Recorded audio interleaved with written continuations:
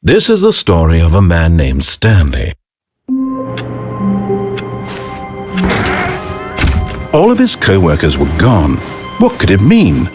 Stanley decided to go to the meeting room. Perhaps he had simply missed a memo.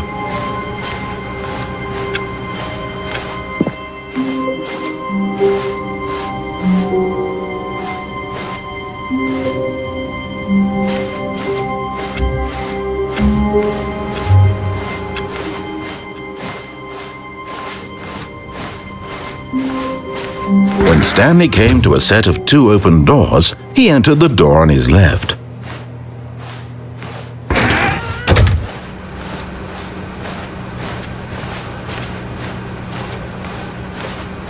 Yet there was not a single person here either. Feeling a wave of disbelief, Stanley decided to go up to his boss's office, hoping he might find an answer there.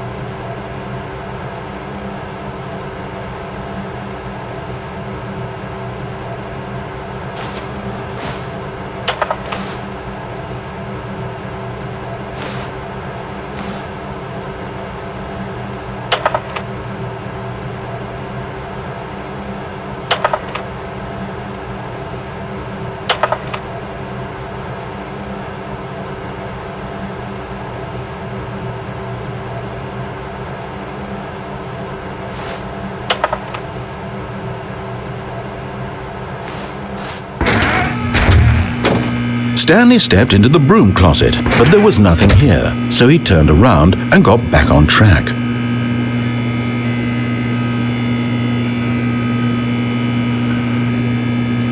There was nothing here. No choice to make, no path to follow, just an empty broom closet. No reason to still be here.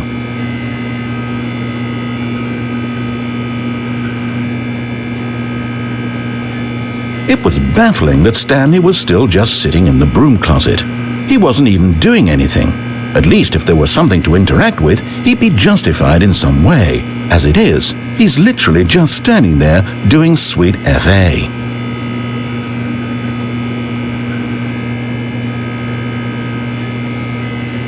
Are you really still in the broom closet? Standing around doing nothing? Why? Please offer me some explanation here. I'm genuinely confused.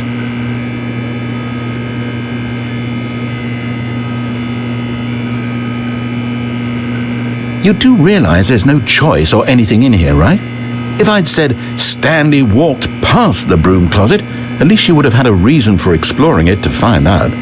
But it didn't even occur to me because literally this closet is of absolutely no significance to the story whatsoever. I never would have thought to mention it.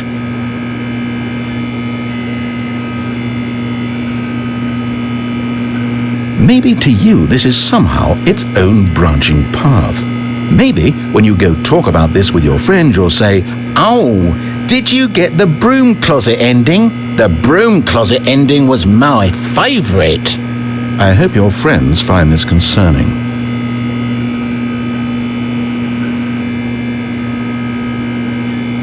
Stanley was fat and ugly and really, really stupid.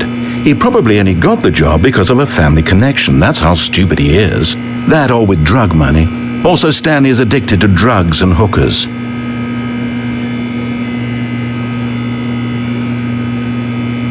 Well, I've come to a very definite conclusion about what's going on right now. You're dead. You got to this broom closet, explored it a bit, and were just about to leave because there's nothing here, when a physical malady of some sort shut down your central nervous system and you collapsed on the keyboard. Well, in a situation like this, the responsible thing is to alert someone nearby so as to ensure that your body is taken care of before it begins to decompose. Hello? Anyone who happens to be nearby? The person at this computer is dead. They have fallen prey to any number of your countless human physiological vulnerabilities. It's indicative of the long-term sustainability of your species.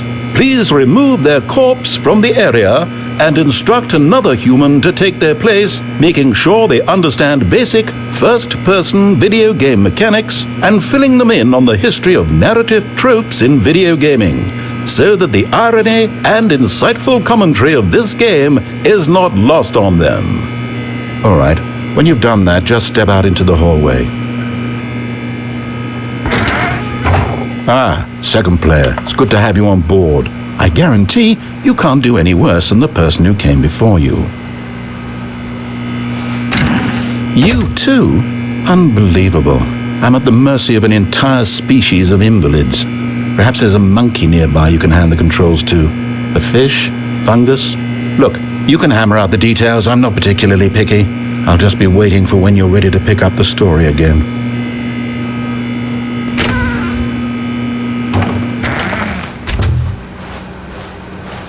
Coming to a staircase, Stanley walked upstairs to his boss's office.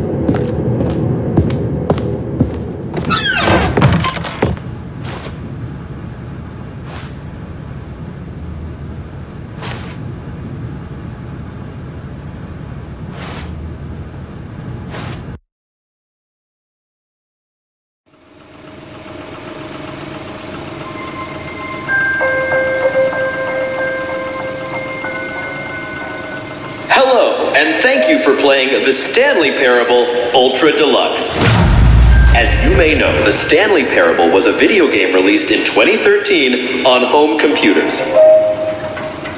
After receiving critical and commercial success, it was expanded upon in 2022 with the Stanley Parable Ultra Deluxe, a reimagining of the game for consoles and home computers.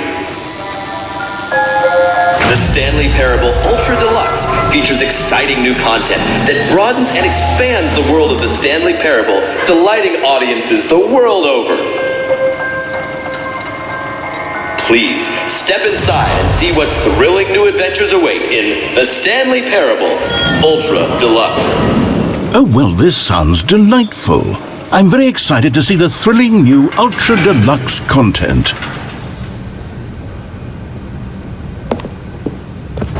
Okay, so far it's an elevator. Nothing special yet, but I'm sure it's just the beginning of a mesmerizing adventure.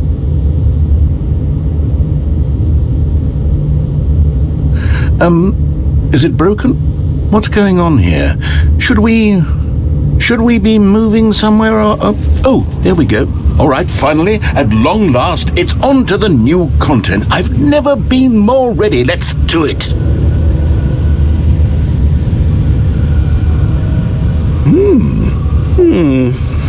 I have to say, initial impressions of Stanley Parable Ultra Deluxe, mostly tedious.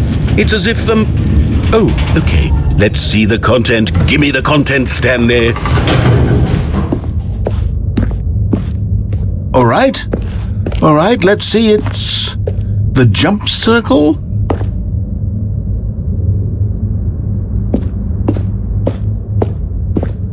Is that it?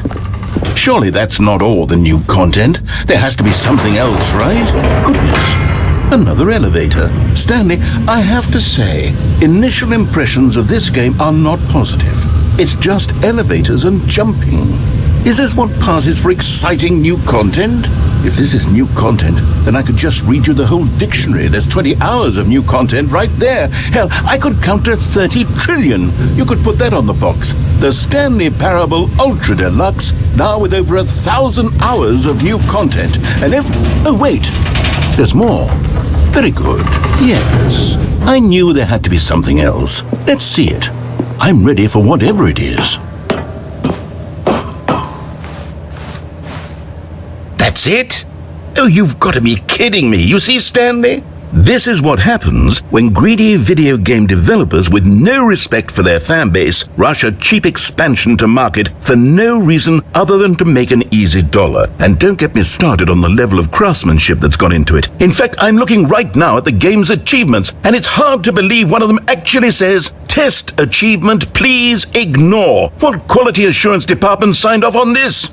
I'm infuriated and I'm offended, and I intend to find these people on Twitter and hold them personally accountable. It's my fault, Stanley. I built up too much anticipation around the new content, I'm afraid. It could never have lived up to such expectations. If you're still with me, why don't we just reset the game and we'll try to get back to what the Stanley Parable is really about. No frills, no gimmicks. Just you and me having a great time together like always. What do you say, friend?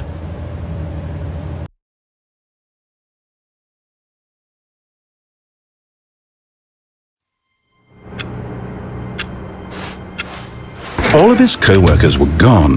What could it mean? Stanley decided to go to the meeting room. Perhaps he had simply missed a memo.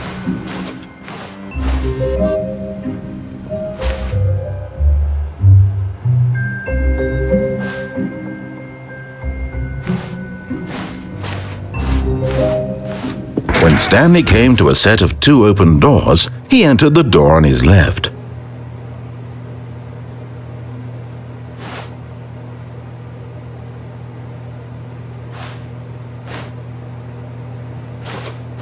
This was not the correct way to the meeting room, and Stanley knew it perfectly well. Perhaps he wanted to stop by the employee lounge first, just to admire it.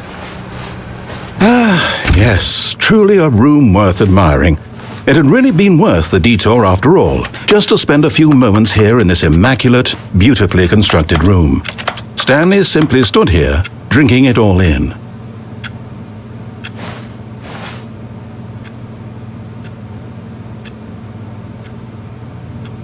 Yes, really, really worth it being here in the room. A room so utterly captivating that even though all your co-workers have mysteriously vanished, here you sit looking at these chairs and some paintings. Really worth it.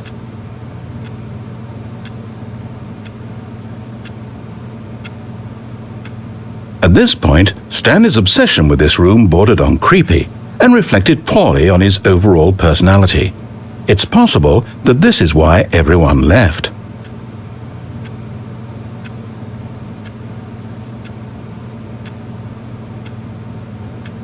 Stanley sat around waiting for more dialogue, but when a long time had passed and there was no more, he decided that the game was trying to send him a message.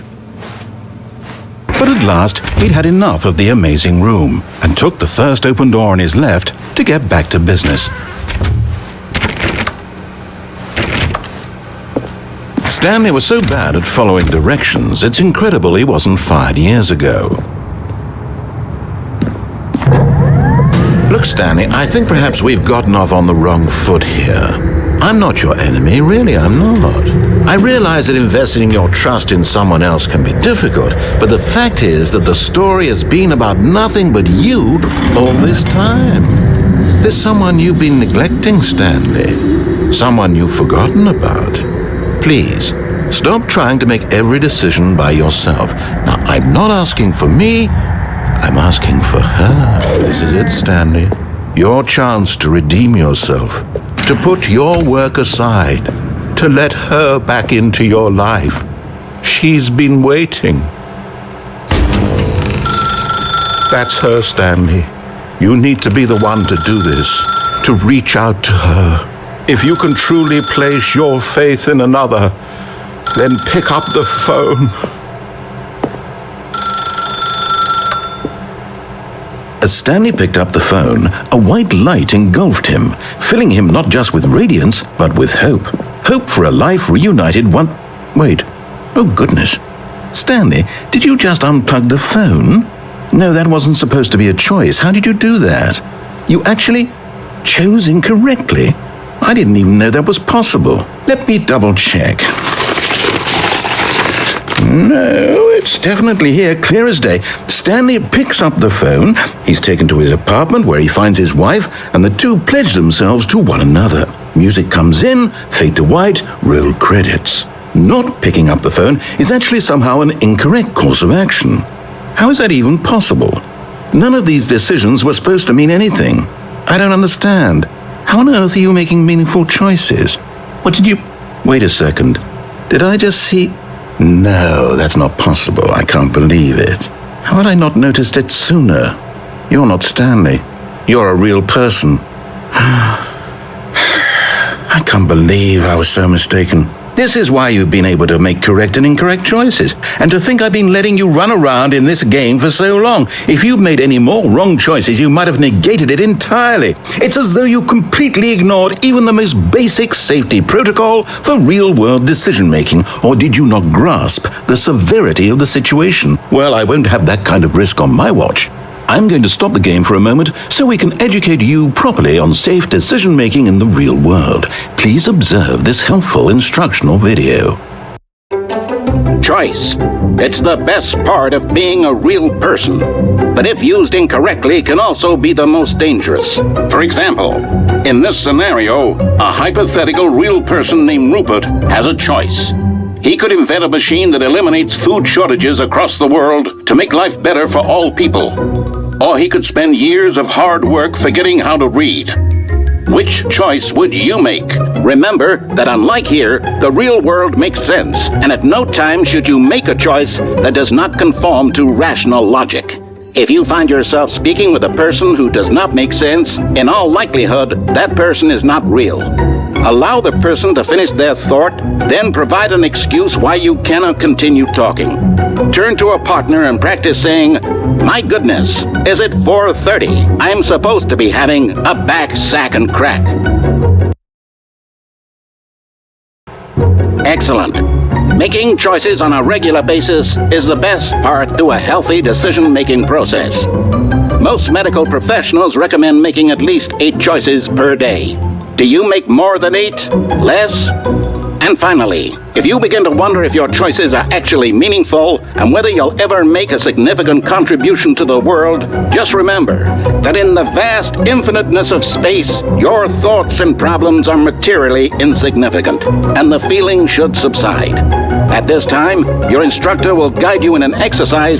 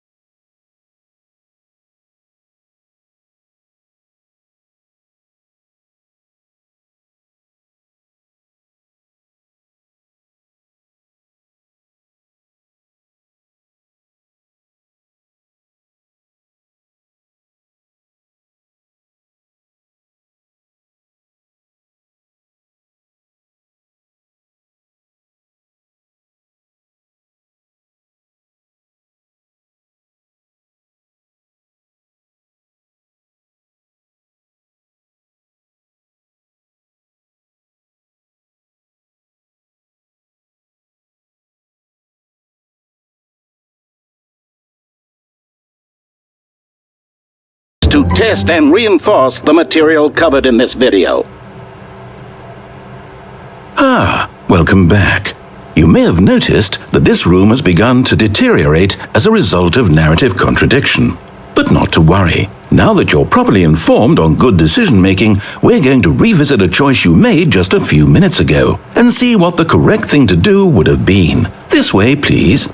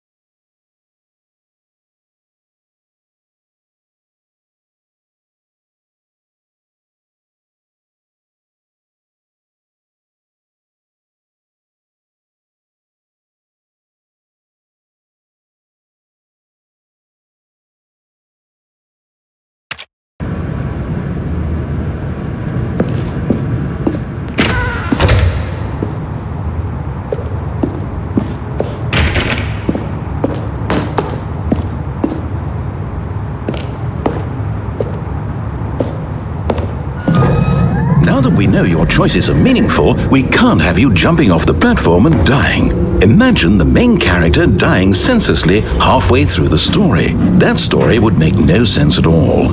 We just need to get you home as soon as possible before the narrative contradiction gets any worse.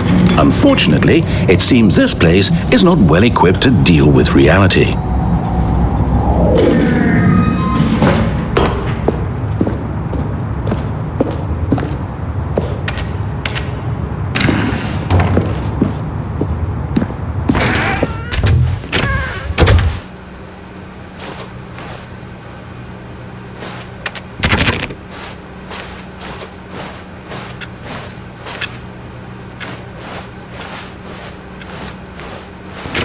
Almost there. You'll take the door on the left, back to the correct ending, the story will have resolution once again, and you'll be home free in the real world.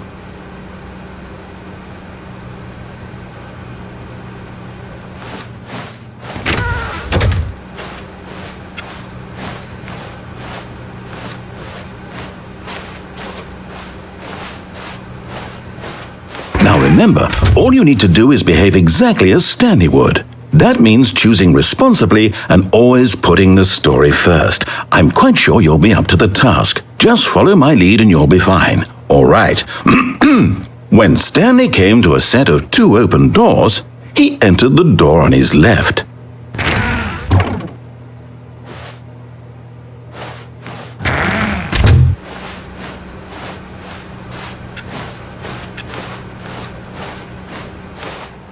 Yet there was not a single person here either.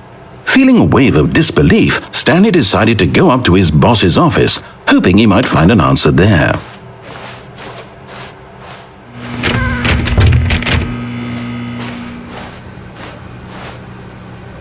Coming to a staircase, Stanley walked upstairs to his boss's office.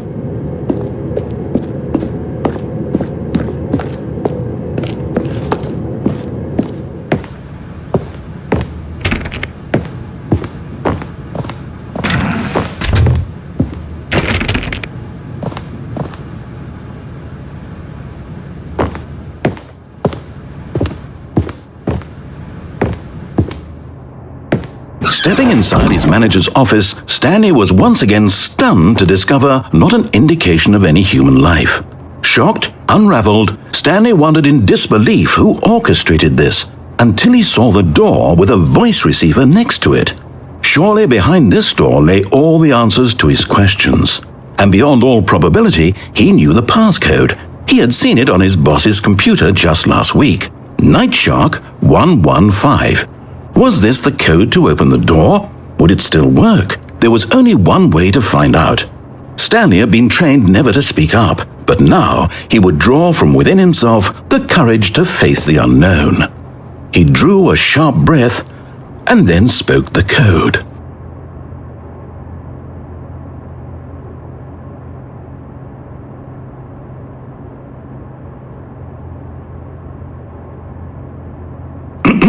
Stanley spoke the code. Night Shark 115.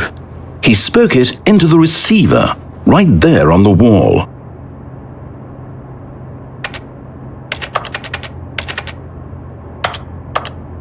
I'm sorry, is there a problem?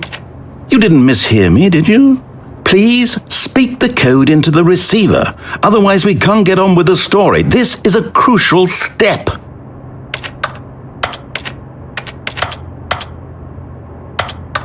Okay, fine, you're not going to do it, but you know what? It's pretty humiliating to bring you this far, only for you to suddenly decide you have better things to do. I asked you for this one single thing, for your respect. The kind of respect Stanley shows for his choices. He knows what it means to take a story seriously. If you didn't want to see what I had to show you, then why did you come here? You had a choice, you know. You could have gone through the door on the right. You could have done whatever the hell you wanted over there. Why did you come this way? Speak. Say something to me. Explain yourself, you coward. You behave exactly as Stanley would. That means choosing responsibly and always putting the story first. I'm quite sure you'll be up to the task. Just follow my lead and you'll be fine. All right. When Stanley came to a set of 2 open doors, he entered the door on his left.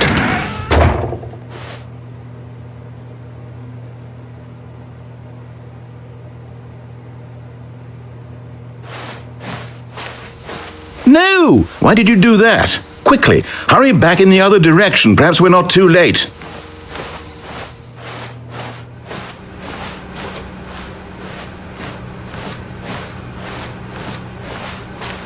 Oh, it's ruined.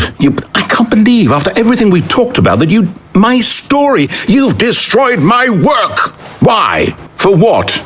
What did you get out of that? What did you think was so special about seeing the game undone, left here like so much garbage? It's worthless now. And what am I supposed to do? Even if there were a way to continue, would it be worth it? To know that my story is now incorrect? How can I go back to that? I can't erase that knowledge. I'll have to live with it forever, reliving its impossibility forever. I couldn't live that way. Is it better to shut the game down entirely? To willingly destroy all of my work? I don't know. What's the answer? What do I do? What do I do? What do I... No, I have to. I have to shut the game down. I have to. I have to.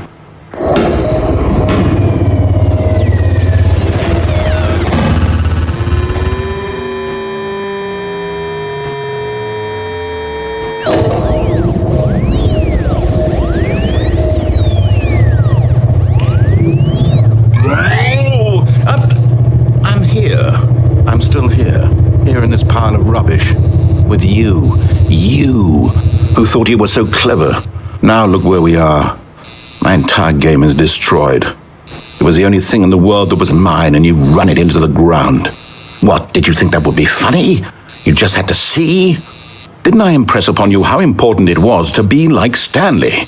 He actually knows how to do what I tell him to. He understands that if I say to do something, there's a damn good reason for it. That thought hadn't even occurred to you, had it?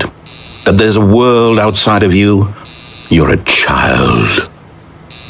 Oh, my story. If you'd just gone through the door on the left, you would have seen it. There was a whole underground facility. You would have destroyed it and been victorious. It would have been so perfect. I worked so hard on it. I tried so hard to make... When Stanley came to a set of 2 open doors, he entered the door on his left. Stanley?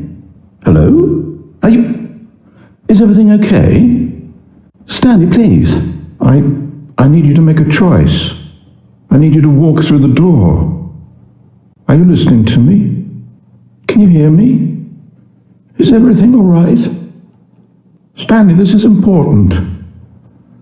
The story needs you. It needs you to make a decision. It cannot exist without you. Do you understand me? Whatever choice you make is just fine. They're both correct. You cannot be wrong here. We can work together. I'll accept whatever you do. I simply need you to take that step forward, please. Choose. Do something. Anything. This is more important than you can ever know. I need this. The story needs it. So, you hear me? Are you there? Are you listening to this? Stanley, are you there? Okay. It's okay, I can wait. You need time to decide. Time to make sure your choice is correct. That is the best choice. That's all right. I'll wait for you to decide what's the right thing to do. Take as much time as you need.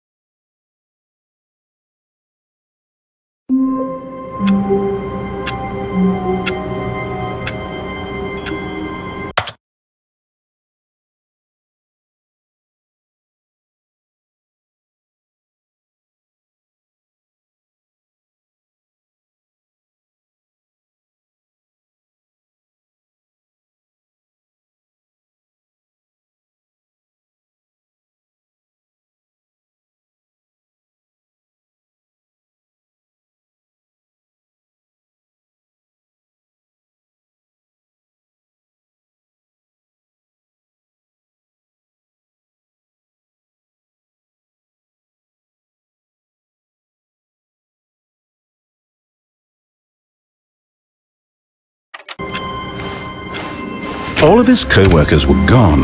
What could it mean? Stanley decided to go to the meeting room. Perhaps he had simply missed a memo.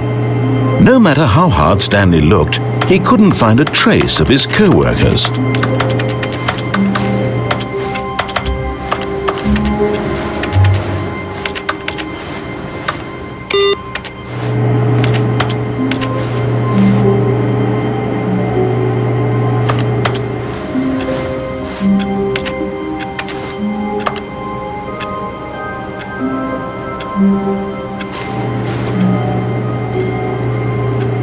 Stanley went around touching every little thing in the office, but it didn't make a single difference, nor did it advance the story in any way.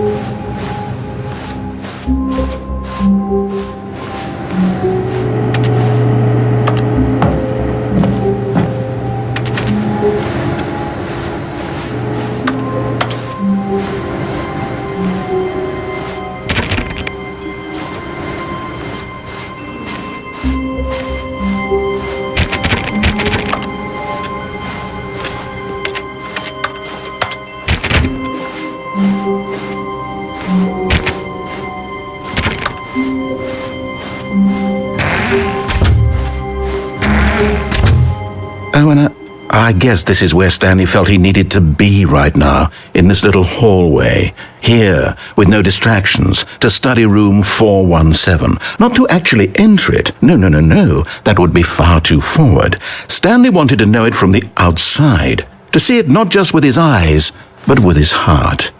He would know room 417 as no man or woman had ever known an office before. That ladder over there. Oh, and that little picture of a horizon or something. It's all just a never-ending parade of joy for Stanley.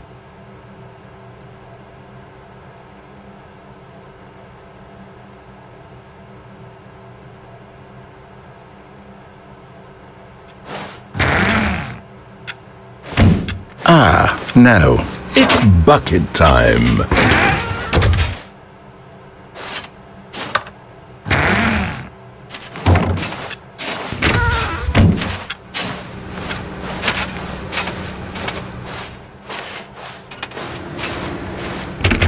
Oh, please. Are you really just doing this for the achievement? Click a door 5 times. Is that all that you think an achievement is worth? No. I can't just give these merits away for such little effort. A measly 5 clicks. Now suppose you were to click the door 20 times. I would say that's the kind of effort that warrants recognition.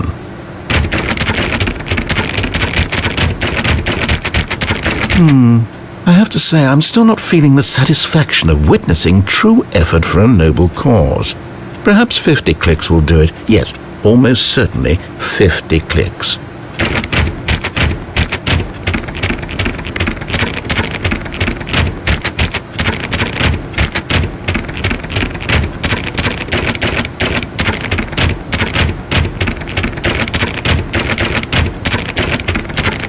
No, I'm still not feeling it. You see, now that you've gotten the bucket involved, my standards have gone up. Merely clicking a single door is no longer enough. Now, I want to see you press this bucket against multiple doors. Now that's the kind of thing that merits an achievement. Why don't you put 20 bucket touches into door 417?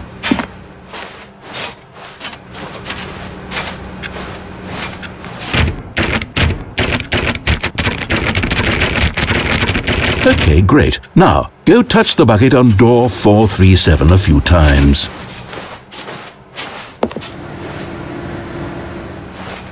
Yes, now we're getting somewhere. How about door 415? Give it some bucket love.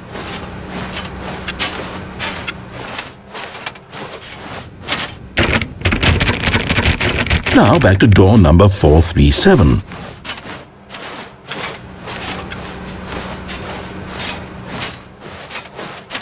You know, I think the copy machine needs some attention.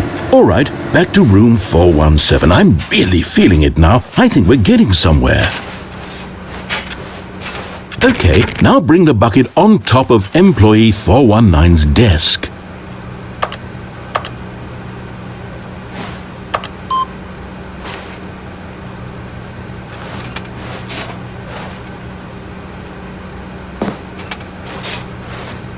Yes, this is great. Now the bucket knows exactly what it's like to be employee 419. Now, let's introduce it to door 416.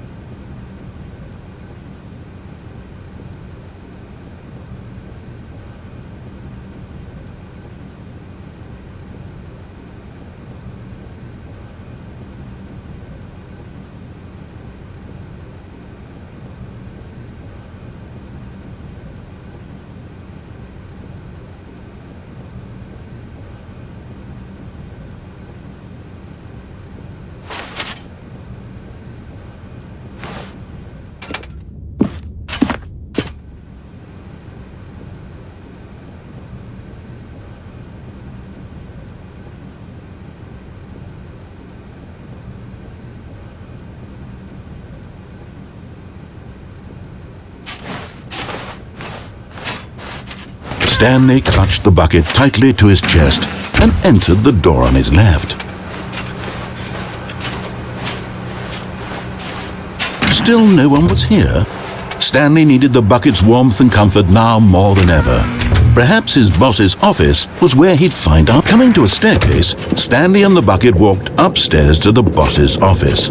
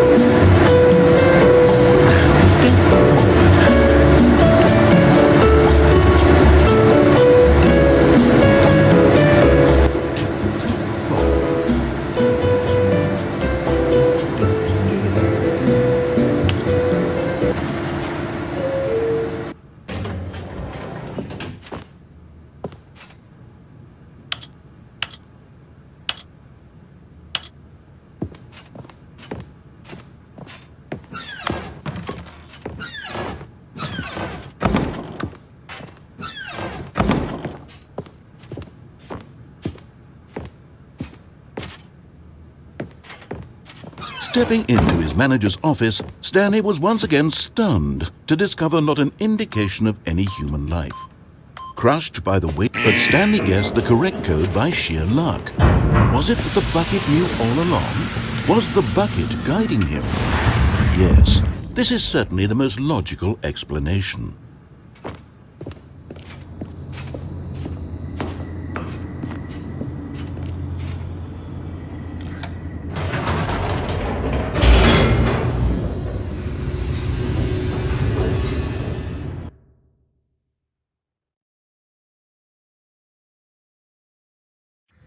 The elevator raced downward, plummeting towards an unknown fate. It would be all Stanley could do to keep himself together, if not for the bucket. Soothing him, comforting him, reassuring that in this darkest moment of uncertainty, he would be all right. The bucket is here for you, Stanley. Everything will be fine.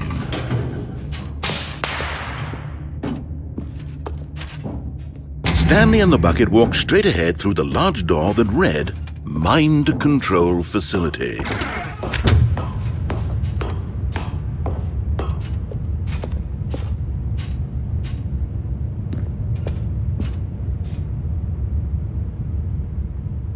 But just as Stanley was about to proceed further into the mind control facility, he tripped and fell over the railing and into the dark void below. Thankfully, he fell directly onto the bucket, which safely cushioned his fall. Now, what to do next? Stanley wondered. Stanley and the bucket could find no way out of this enormous pit, and so eventually they decided that the best thing to do would be to simply get comfortable down here. So they set up a little couch and relaxed. It really wasn't so bad down here, a bit cold perhaps. After some time had gone by, they installed a few shelves as well, and a sort of kitchenette that was useful for when the bucket was craving paninis. But it wasn't until the rugs and the standing lamps came in that it really started to feel like a home. In fact, after some time, Stanley realized that it had been ages since he had even thought of the mind control facility at all. He'd never gotten to fully explore what was up there, never been able to unearth the many mysteries of the mind control facility. This lack of closure began to eat at him. Soon he was dwelling on his regrets, and the state of their home slowly decayed as Stanley became withdrawn and neglected the cleaning. It unsettled the bucket deeply. Stanley wasn't usually like this. The bucket tried to reach out to him again and again, but to no avail. All Stanley could think about, all he could talk about, was going back, doing it over again, staying on the path. It was a mistake to leave the path. It was a mistake. It was a mistake. I need to do what the narrator says. I need to see the true ending. This made no sense at all to the bucket, which was simply trying to live its life down here as comfortably as possible. Yet Stanley was unconsolable. This isn't an ending. This is just a hole in the ground. The bucket sighed. True, it wasn't an ending. But it's where we happen to be. And maybe, possibly, if we accept the reality of things, maybe this will become an ending eventually. It's what the bucket was counting on. The two of them waited for a very long time.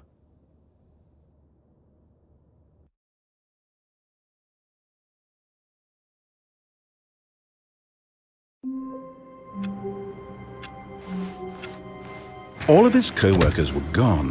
What could it mean? Stanley decided to go to the meeting room. Perhaps he had simply missed a memo.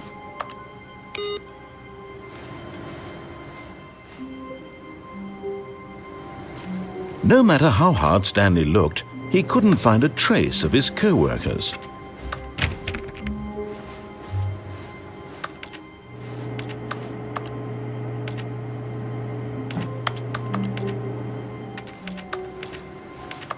Stanley went around touching every little thing in the office, but it didn't make a single difference, nor did it advance the story in any way.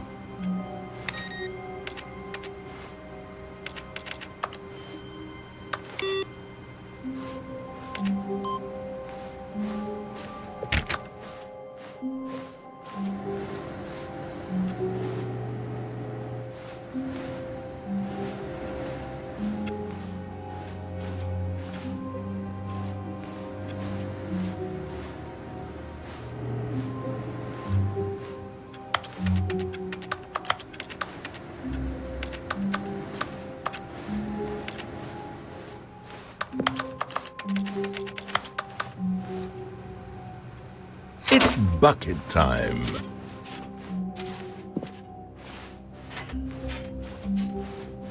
Stanley clutched the bucket tightly to his chest and entered the door on his left.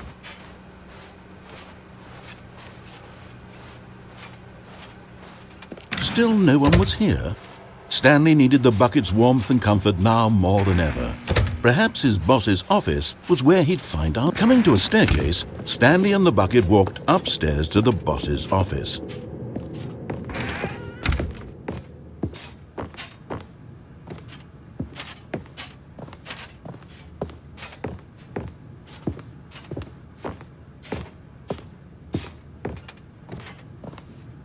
Stepping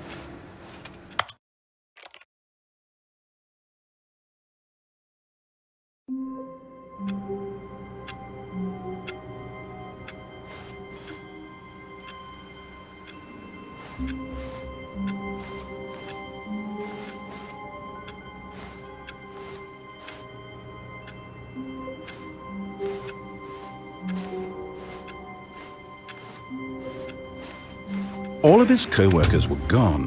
What could it mean? Stanley decided to go to the meeting room. Perhaps he had simply missed a memo.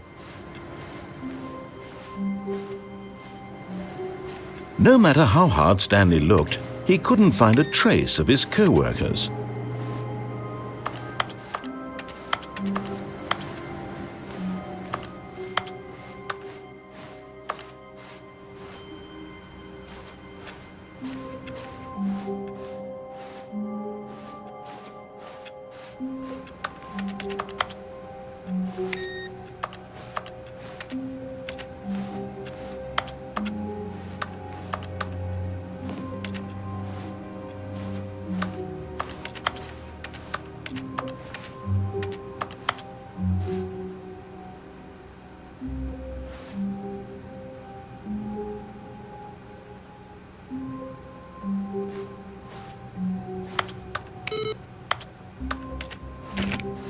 Stanley went around touching every little thing in the office, but it didn't make a single difference, nor did it advance the story in any way.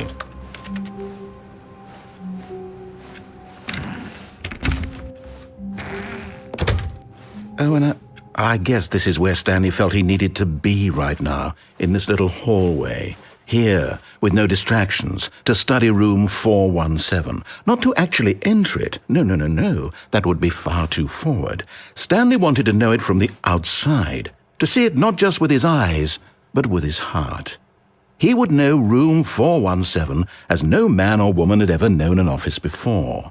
That ladder over there. Oh, and that little picture of a horizon or something. It's all just a never-ending parade of joy for Stanley. Ah, no, apparently not.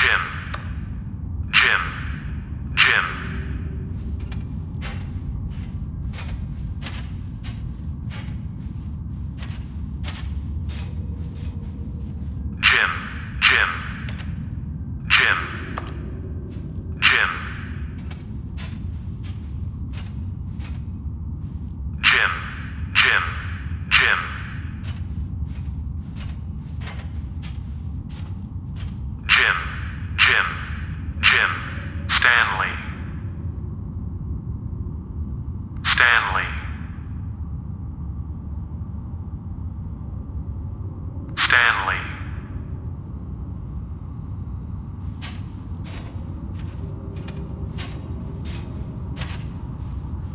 Jin. Jin. Jin. Jin.